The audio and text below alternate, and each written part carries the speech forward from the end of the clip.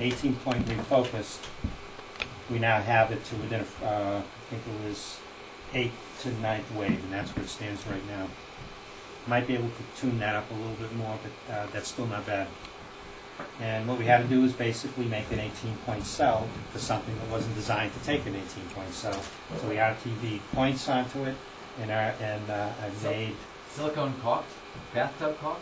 No, not that type. It's GE silicone. It's GE RTV 160 actually. It's made for. Anyways, it's firm, but it doesn't deflect. It just allows just enough expansion and contraction for expansion and contraction by temperature, but it still holds it rigidly and able to hold up the glass. So then you have the standard bars. I wasn't expecting to do all this, and then on a strong back in the back. So here it is, redesigned, showing the mechanics. That's the secondary out here. Okay, 18 points, mirror, and the different lens elements. Here's the mirror when it was aluminized. That was done at United Lens in Sturbridge. Did a good job. Here's the Mangan secondary, also center held.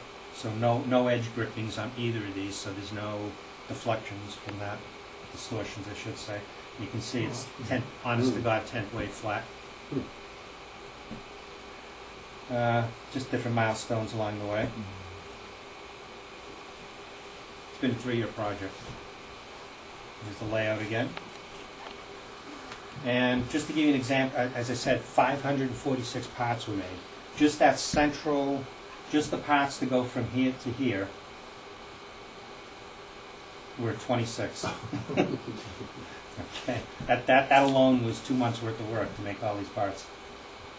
And you have to understand these were just dirty, grungy parts from a junkyard. And these were interesting. These are carbon fibers. I got all the carbon fibers from Paul, except he didn't have any big carbon fibers for the center. I didn't want to make that out of aluminum for weight, and because of the carbon fiber better. So turns out there's a place in Texas that makes masts for yachts. Now I actually priced out. I figured out we just had them made up. Well, it turns out just to make this one part was going to cost $1,000 locally. So I called, looked on the internet, searched. Turned out they make these masts, and they always make them a little longer and cut them to make the mast. And they have all these cutoffs. So this cost me $32, and this one cost me $15. And I figure, so I keep telling my wife when she goes to buy a sale, I just saved another $1,000. Which she's going to spend. Which she'll spend, that's absolutely correct. Did you machine all those parts? Yes, I am. Yeah. So here is the central axis. Those 26 parts and then painted. And actually I have the aluminum anodized. I'm sorry, man, you like? No. And this is the important part. This is not just carbon fiber. This was made to fly into space. It's actually very thick carbon fiber, incredibly rigid, and doesn't expand and contract. I mean, I couldn't get these any other way, thanks to Paul. Is he in here yet? No. He was here. Must be outside. He also gave me this carbon fiber triangle, which is incredibly rigid, and all I had to do was build gigantic clamps on it to hold the mirror. But that makes this, again, non-expansion and contraction. And the thing is, now you've got to be able to position the mirror, so that's what these giant parts are for. And I put it, the first design, it didn't quite work very well, so I finally came up with a design where it rides on this. It's an aluminum. Yeah, basically this fits on that, and then I have a push-pull system, okay, here, with 1-inch stainless steel bolts, and that works very well. You can basically turn it to within 1,000 fraction of an inch. And we got a kitty footprint there? Huh? Cat footprint there? No, it's just, that was me banging it off with a hammer because it actually got stuck in there. But I fixed that, just had to trim it slightly. So here's the secondary holder spider assembly. Okay, here's the 8-inch, just to give you an example. Now, You know, it's not a man's telescope unless you can fit in it. That's where. Unless you can get into your telescope, it's not a real telescope. Hey Mario, I got an important question. Yeah. Do you ever go into the office? I mean, because this didn't obviously. even have lunch there. I came here straight from the office.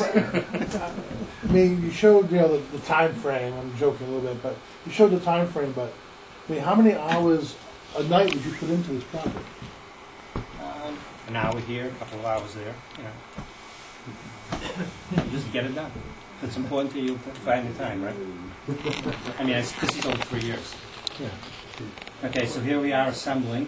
Like I said, more pizza and beer and willing slaves.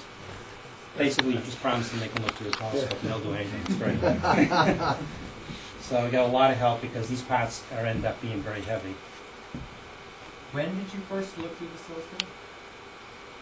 I gave a talk at our club meeting in May and figured we'd do it within a week. It then flooded throughout New England for many, many weeks. We finally, second weekend of June, it looked like the sky was clearing, and I brought everyone over. It started raining again, and then it flooded for another 2 weeks. And I couldn't even look through the telescope till around the middle end of June. So there's something about a baptism by clouds and rain. But anyways, around the end of June, and then I had to do some fix-up stuff. But by the beginning of July, it was working the way it's supposed to. So here we are bringing out more parts. Secondary. Here's the cell now with the that's 1.5 inch thick solid aluminum, because that's actually going to support the whole scope mirror. But that was Scott's. Scott insisted we couldn't spit or have anything fall on the mirror, so here we are. I happen to know where to get these. You brought the office home. That's what I did. Here I am assembling the 18 point. We just covered it up to make sure it's safe. And here was the moment of truth. Everything was literally to 1,000th of an inch tolerance to fit this mirror inside. We're putting it in, and it kind of stood on the top. And if someone was underneath and making sure everything was lined up, and it just wasn't dropping, and I was saying, great, we're screwed. And it was just like a vacuum suction. It just suddenly went, and it fell into place. I don't think I'll ever be able to get it apart, but that's okay. It fits and it works. Here we are, again, covered the mirror and putting the box that holds the mirror up into the declination box. Here we are with the mangan.